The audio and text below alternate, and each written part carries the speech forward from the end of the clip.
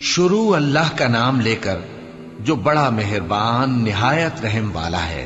नून, कलम की और जो कुछ लिखने वाले लिखते हैं उसकी कसम कि ऐ पैगंबर सल्लल्लाहु अलैहि वसल्लम, तुम अपने परवरदिगार के फजल से दीवाने नहीं हो और बेशक तुम्हारे लिए बेइंतहा अजर है और यकीनन तुम अखलाक के आला मर्तबे पर हो।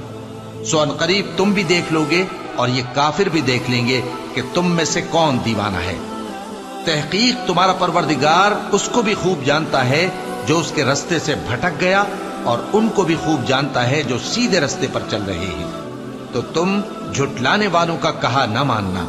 ये लोग चाहते हैं कि तुम नरमी इख्तियार करो तो ये भी नर्म हो जाएं, और किसी ऐसे शख्स के कहे में ना आ जाना जो बहुत कस्में खाने वाला है, जलील है, शरारत से इशारे करने वाला, लगाई बुझाई करने वाला, माल देने में बड़ा बखील, हद से बढ़ा हुआ बदकार, सख्त खू और इसके अलावा बदजात है।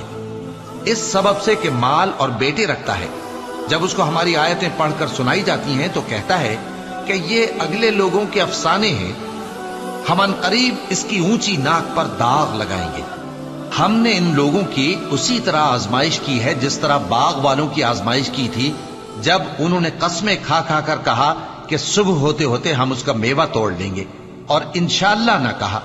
सो वो अभी सो ही रहे थे कि तुम्हारे परवरदिगार की तरफ से रातों रात उस पर एक आफत फिर गई, तो वो ऐसा हो गया जैसे कटी हुई खेती। फिर जब सुबह हुई तो वो लोग एक दूसरे को पुकारने लगे कि अगर तुमको काटना है तो अपनी खेती पर सवेरे ही जा पहुंचो। सो वो चल पड़े और आपस में चुपके चुपके कहते जाते थे कि आज वहां तुम्हारे पास कोई फकीर ना आने पाए, और कोशिश के साथ सवेरे ही जा पहुंचे, गोया पैदावार पर कादिर हैं। फिर जब उन्होंने बाग को देखा तो वीरान, कहने लगे कि हम रास्ता भूल गए हैं। नहीं, बल्कि हम बेनसीब हो गए। एक जो उनमें समझदार था बोला, क्या मैंने तुमसे नहीं कहा था कि तुम तस्बीह क्यों नहीं करते? दूसरे कहने लगे कि हमारा परवरदिगार पाक है, बेशक हम ही कसूरवार थे। फिर लगे एक दूसरे की तरफ रुख करके मलामत करने, कहने लगे हाय शामत, हम ही हद से बढ़ गए थे। उम्मीद है कि हमारा परवरदिगार इसके बदले में हमें इससे बेहतर बाग इनायत करे। हम अपने परवरदिगार की तरफ रुजू करते हैं। देखो, अजाब यूं होता है और आखिरत का अजाब सबसे बढ़कर होगा। काश ये लोग जानते होते।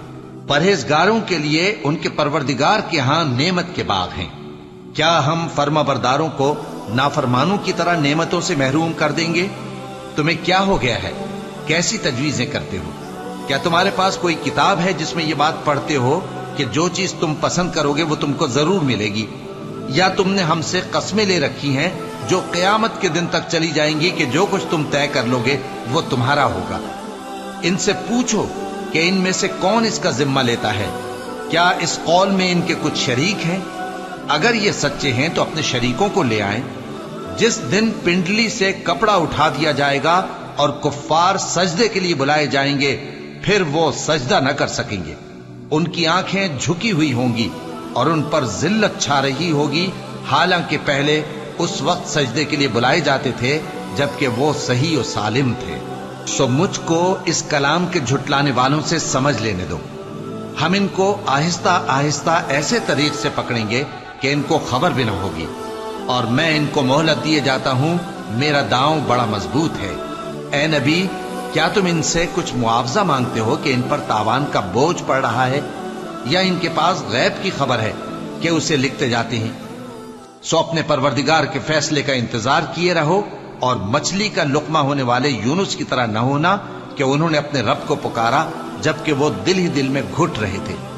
अगर उनके परवरदिगार की मेहरबानी उनको न संभाल लेती तो वो चटियल मैदान में डाल दिए जाते, मजमूम हालत में। फिर उनके परवरदिगार ने उनको बरगुजीदा करके नेकूकारों में शामिल कर लिया।